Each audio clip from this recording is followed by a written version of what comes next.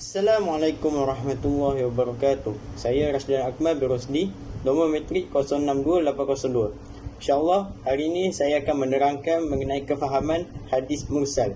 Hadis mursal merupakan salah satu daripada jenis-jenis hadis yang lemah ataupun dhaif yang melibatkan sanad dalam sesebuah hadis. Okey, seterusnya saya akan pergi kepada definisi hadis mursal. Terdapat beberapa definisi yang diberikan oleh para ulama berkaitan hadis mursal ini. Yang pertama, hadis mursal adalah hadis yang gugur daripada sanadnya sahabat.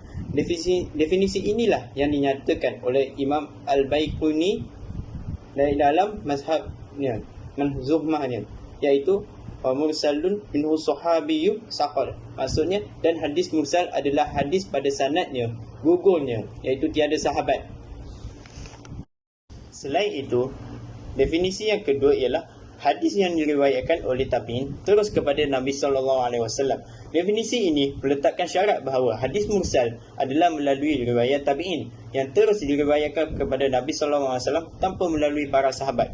Hal ini kerana jika yang meriwayatkan terus kepada Nabi Muhammad SAW bukan daripada kalangan tabi'in, maka riwayat tersebut tidak dinamakan hadis mursal.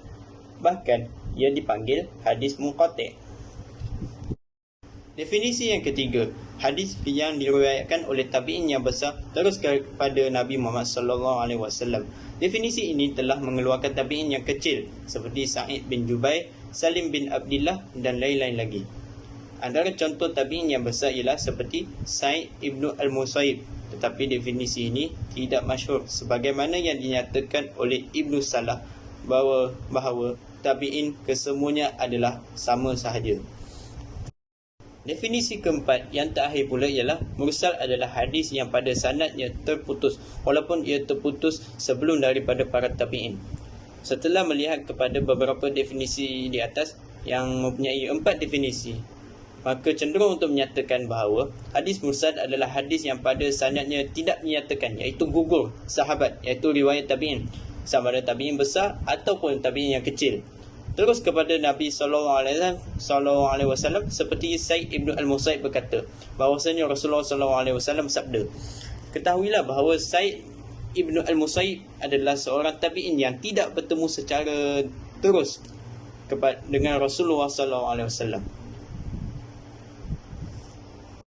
Seterusnya, hukum beramal dengan hadis mursal. Para ulama berselisih pendapat dalam menentukan hukum hadis ini kepada beberapa pendapat. Pendapat yang pertama, hadis mursal sahih boleh dijadikan hujah secara mutlak.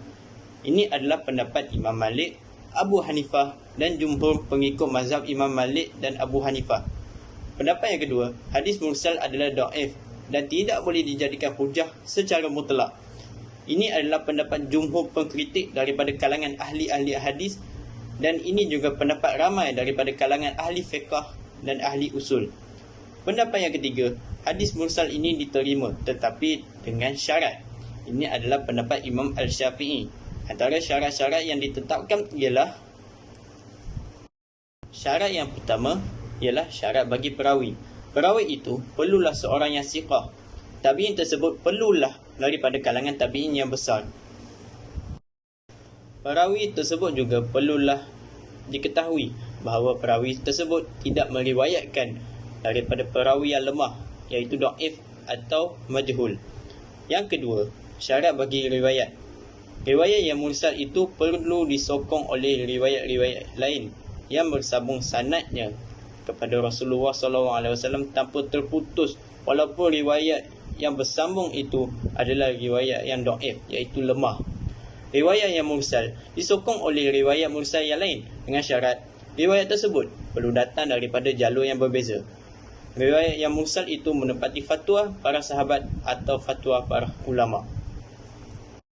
Antara contoh-contoh hadis mursal ialah telah berkata Sa'id ibnu al-Musayyib bahawa Nabi SAW bersabda, nahya an bai'il lahmi bil hayawan. Maksudnya, Nabi SAW melarang menjual daging dengan haiwan.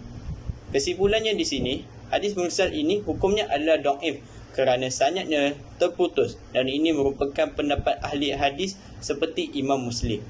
Sekian, itu sahaja daripada saya. Sekian, terima kasih.